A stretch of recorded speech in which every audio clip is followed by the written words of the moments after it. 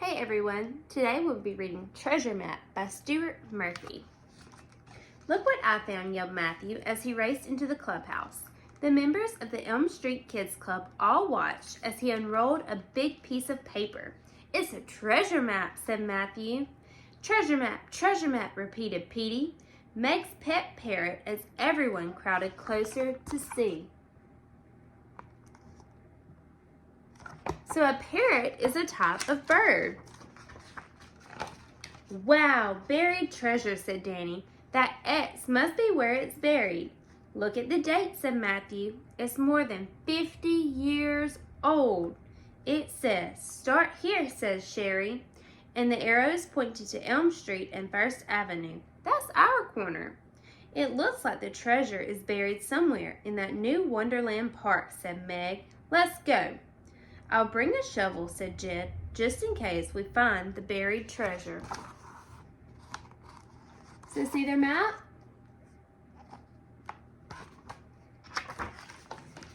They raced to the corner. Then Matthew read clue number 1. From Elm Street, walk down First Avenue toward Rocky River. At the next corner, Oak Street, turn left. Rocky River's down that way, Jed said, pointing. Let's go, said Meg. Let's go, squawked Petey. Who was Petey?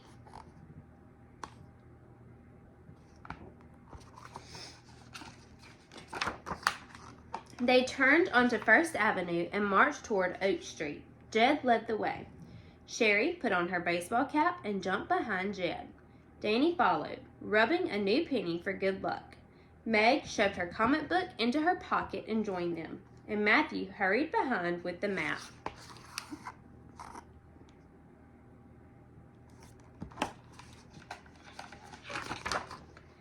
When they got to the corner of Oak Street and First Avenue, they turned left.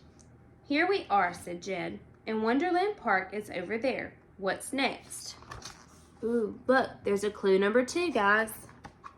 Clue 2. Now keep walking about 125 giant steps until you come to a dirt path on the right that leads to the park.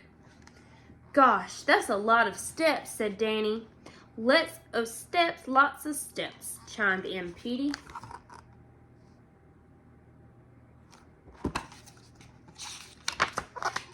They counted 125 giant steps and looked to their right.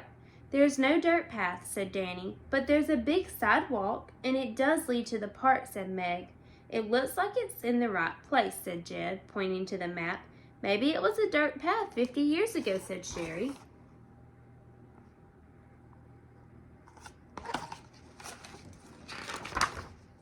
We're getting closer, said Jed. What do we do now? Matthew read clue number 3. Walk up the path through a pine grove and continue to the top of the hill, where you'll find a big oak tree. Sherry looked at the map. Well, it looks like it's twice as far as it was from the corner to this sidewalk, she said. That would make it 250 giant steps, all uphill. We can do it, said Jed. We can do it, agreed Petey.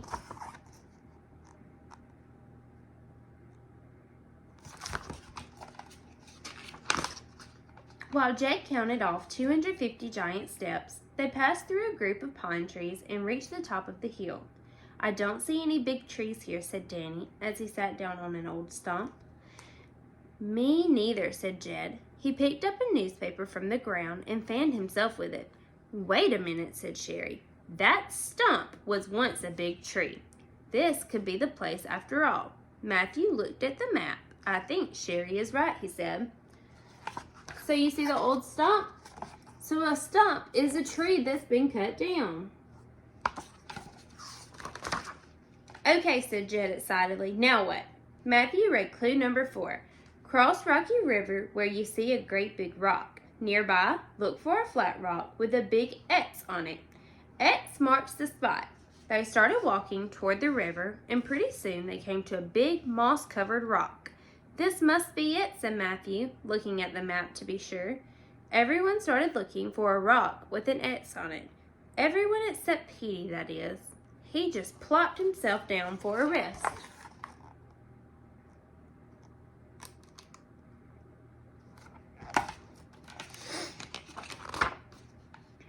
on, Petey, yelled Meg. You can't stop now. She clapped her hands loudly behind his back. Petey jumped up, and there it was. He had been sitting on a flat rock, and Meg noticed a big X carved into the top. Petey found it, Meg hollered. Petey ruffled his feathers proudly. Jed could hardly wait. He grabbed his shovel and started digging. Pretty soon, he hit something that sounded like metal. What do you think they found? Jed reached in and carefully removed a flat metal box from the hole. It had been taped shut. He pulled off the tape and pried the cover open. Wow, look at this cool old stuff, said Meg.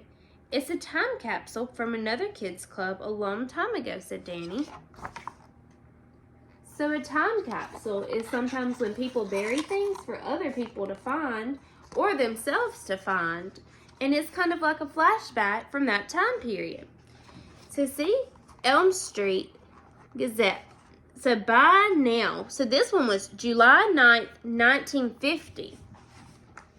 So in 1950, these are some of the things that you would have seen. So see how the television is a box? It's different than our televisions today. It says the future. Every household will have one. Be the first person on your block to own one. So that tells us not a lot of people had televisions. And those were the Rocky River Rascals. So that was July 1950. When they had finished looking at everything, Sherry asked, "Now what do we do with it all?" "I know. Let's put it back for someone else to find," suggested Jed. "Maybe we can add some stuff of our own and make it our time capsule too," said Matthew. "Great idea," said Meg. "Great idea, chattered Petey. So they're going to add some things from their time period to it as well.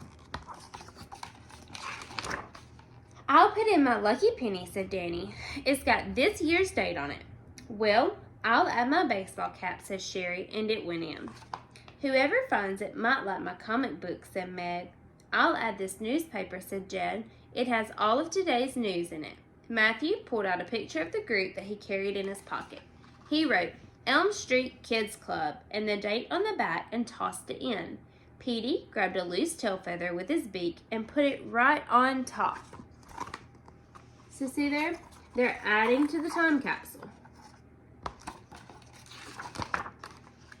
Jed closed the box and put it back in the hole. He covered it with dirt and carefully placed the rock with the X back on top. "X marks the spot," he announced. As they started back to their clubhouse to hide the map, Petey squawked, "X marks the spot! X marks the spot!" So what does X mark? The spot.